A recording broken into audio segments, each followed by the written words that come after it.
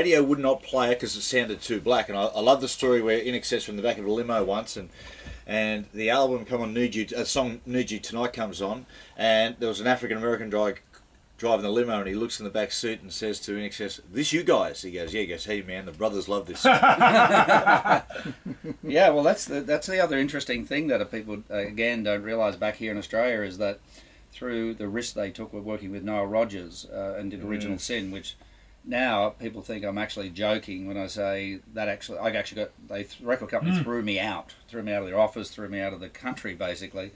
For for INXS being a so-called rock band, working with the black guy being Noel Rodgers, and then making a funk track, which is what was the whole essence of INXS, was a funk rock group. And then when we exposed it to America, they went into meltdown.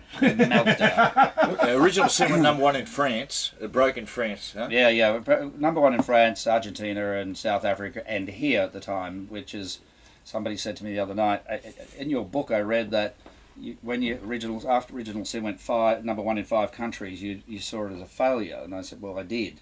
I said, but Australian bands don't get #1s, and I said, well, for us, that's how high we were setting our goals in the beginning. So you set your goals high, and you're starting to kick some goals. What was it like when the belief that you had early doors, all of a sudden they were starting to live that belief? They realised it for themselves.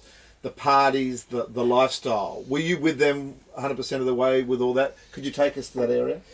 No, not really, to be honest. I was pretty boring through my 20s and 30s because, as I said to someone the other day, I was so scared of my job of screwing up, because I'd been an agent, and from my parents were agents. I always had that awful good responsibility. That when you take on somebody's life, you've got to look after it. Yes. So for me, to be really honest, I was so worried every day that I was doing the right job. So I was pretty serious. But the guys, they could do whatever they want. They're in a rock and roll band, they're young guys, and they had a lot of fun. I bet they did. I bet they did.